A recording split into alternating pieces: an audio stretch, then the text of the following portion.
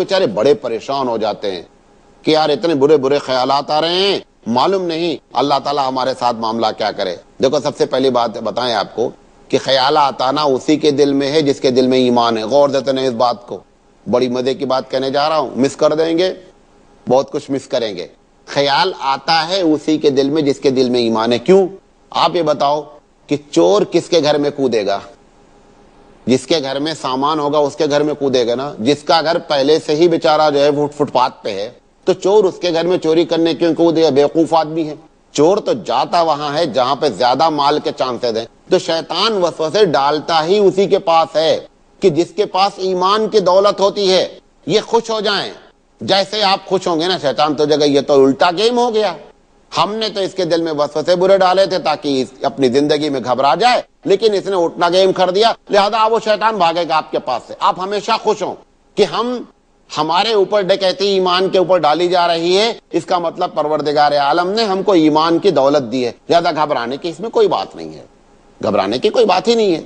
एक बात। दूसरी बात, आपको ये भी एक बात बताऊं मजे की, कि शैतान को जो अल्लाह ने पावर दिया ना ख्यालात डालने का, वसवसे डालने का, उसको पावर सिर्फ ख्यालात डालने का है, अमल कराने का कोई पावर नहीं है। मिसाल के तौर पर आप फजर की नमाज में उठना चाहते हैं तो आपको सुलाता है कि आप ठीक है नमाज बाद में पढ़ लेना, कोई ऐसा जरूरी नहीं है। लेकिन ऐसा नहीं है कि आप नमाज के लिए उठें तो बाथरूम में जाते हुए आपको पैर फंसा दे, गिर जाए और आपको फ्रैक्चर हो जाए। ये पावर शैतान को अल्लाह ने नहीं दिया है।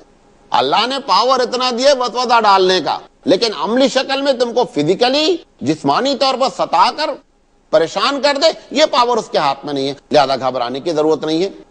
अच्छा, तीसरी चीज जो है वो दिल पर हमारी कुदरत नहीं है, क्योंकि मैंने पहले बताया ना कि दिल जो है वो अल्लाह ताला की दो उंगलियों के बीच में जो है वो है, लिहाजा वो उसको प्ले करता रहता है। लिहाजा अगर दिल में ये ख्याल आए हैं और हम ख्यालात लेकर के नहीं आए हैं तो भी हमको इसमें घबराने की जरूरत नहीं है। तो इस किस्म के ख्यालात के आप समझते होंगे ना कि मैं नमाज पढ़ता हूं तो बड़े ख्यालात आते हैं, मौलाना साहब पढ़ते होंगे तो बहुत दिल लगा के ना, मौलाना साहब को तुमसे ज्यादा ख्यालात आते हैं।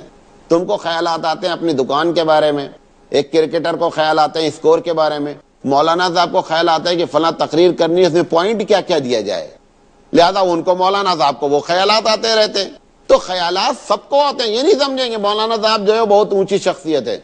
लेकिन अगर आप इस हकीकत को जान लेंगे कि ख्यालात गुनाह कब होते हैं तो इंशाल्लाह जो है आपको परेशानी नहीं होगी। तो हम आखिरी बात को बयान करना चाहेंगे कि हकीकत